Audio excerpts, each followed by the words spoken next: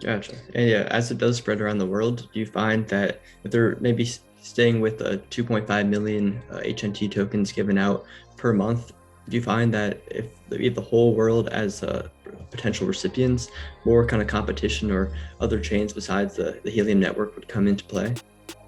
Well, that's a great question. So a couple of things with that.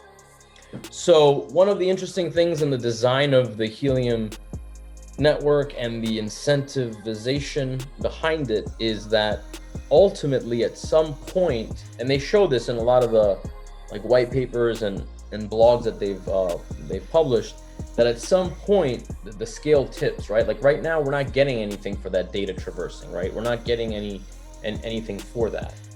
Those data credits are being burned and that's it. At some point it shifts where the proof of coverage, which is where really the incentives are more scaled towards that goes down because the network grows so much that that just completely gets depleted, to where folks will then get they'll get data credits from the data that's being transmitted, and that will become more and more of an incentive. Is it going to be the same as the original days of growing out the network? I'm not sure. Time will tell. But they have a shifting model for how the incentives are going to work longer term.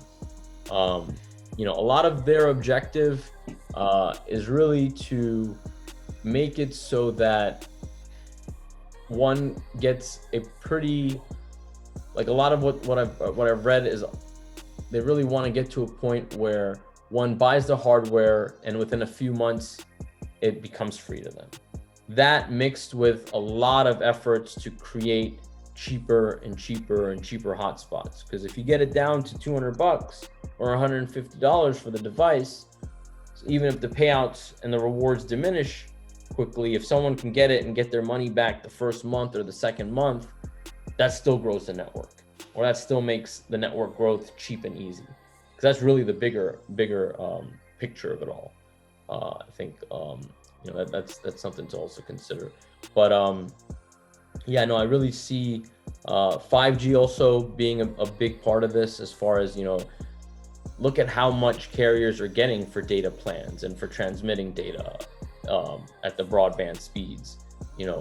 Being able to compete with that, and then being able to pay antenna hosts based off of that data being transmitted at high bandwidth, I think is going to open up a whole other opportunity within itself.